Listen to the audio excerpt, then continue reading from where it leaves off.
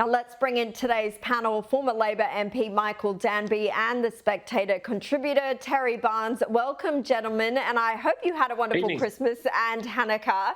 Now, first, Michael, I want to get your reaction to my editorial there. In the past couple of weeks alone, we've seen the firebombing of the Melbourne synagogue and neo-Nazis on the steps of Melbourne Parliament openly spewing their Jew hate. What in the hell is going on down there? I was in the Ardus synagogue today, and it's worse than you think. It's really terrible. So the question is will all Australians, not just Jewish Australians, rise up and tell the federal and state governments that this is not good enough?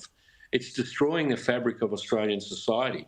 And I think that the fact that there's been no report on these people who did this crime. Caroline, when people went in there, they sprayed the walls. It was so organised with this accelerant.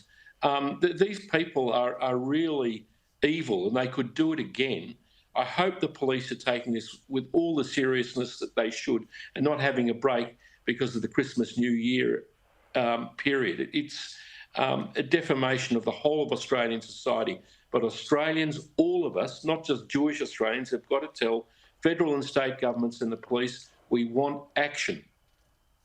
Terry, we've seen the government announce this big task force to tackle this sort of anti-Semitism, but we've already seen, too many times, so many incidents, not just the synagogue firebombing and the neo-Nazis, although they just seem to be the climax of what has been this epidemic. Do you see this as the culmination of what has been weak leadership? Well, certainly, Caroline, I think that really the Albanese government and state governments around Australia too should have been showing leadership from the 7th of October onwards. And I think, certainly the federal government has come too little too late to the party, but it's good that these investigations, these inquiries are happening, but really they should not be happening because those incidents should not have happened. And I think the strongest possible messages needed to be sent at the start, but they weren't. And whatever you say about Peter Dutton, at least he showed some moral clarity and moral consistency all through. He hasn't subcontracted his policy to the Greens. He actually hasn't pandered to minorities, in particular federal electorates. He's actually held the line and held principle. And I think on this rare year, isn't it, Caroline, where Hanukkah and Christmas actually coincide, our Jewish friends in the Australian community and our Christian friends in the Australian community should actually be as one on this and stamp out and call out anti-Semitism for what it is. Yeah, agree, Terry, and it really is an attack on Western values. That's what a lot of this is about, and Judeo-Christian values as well. Now, Terry, still with you now here, what do you make of the latest news poll? As I explained, it's showing real trouble spots for Labor in Victoria and New South Wales. How much of a concern do you think this will be to the Albanese government?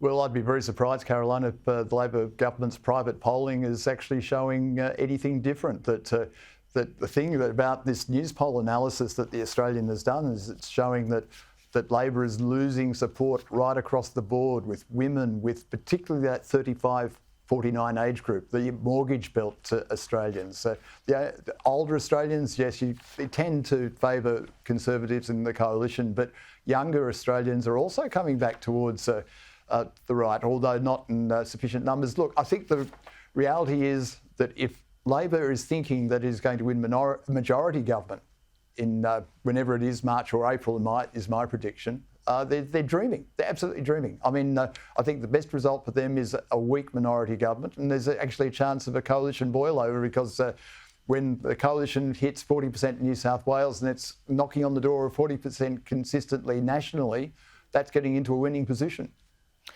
Well, look, I hope you're right, because I think what could be worse than this Labor government is a minority government with the Greens or the Teals. But Michael, the polling also shows that the Greens have shed younger voters to Labor, and the minor party is struggling to rebuild the support it enjoyed at the last election. How much of that do you put down to the Greens' stance on the Middle East? Well, that's the encouraging news in this news poll, Caroline, that their support is down. What would you expect from a person whose thesis was on Soviet jurisprudence? That's Adam Bandt. Adam Bandt has changed the environmental, climate change Green Party into a keffiyeh-wearing bunch of Marxists. And I think a lot of Australians, including young Australians, think he's gone a bridge too far. So we saw them go down in their support in the New South Wales council elections, in the ACT and Queensland state elections. Let's hope that process continues. I think it will in Queensland at the federal election. That may benefit Labor slightly. But the Libs have to get more than 50-50 in Victoria and New South Wales if they're going to win. I think the Teals here are very well dug in, and in New South Wales. And you're right that Australia has a bad government at the moment, but it could get worse with the Teals Greens minority government in alliance with Albo, or probably his successor, Tanya Plibersek, because if he loses 12 seats, he'll probably be dumped. Yeah, I think you're right. It's going to be very hard for him to hold on, but it's very much a case of be careful what you wish for in some respects.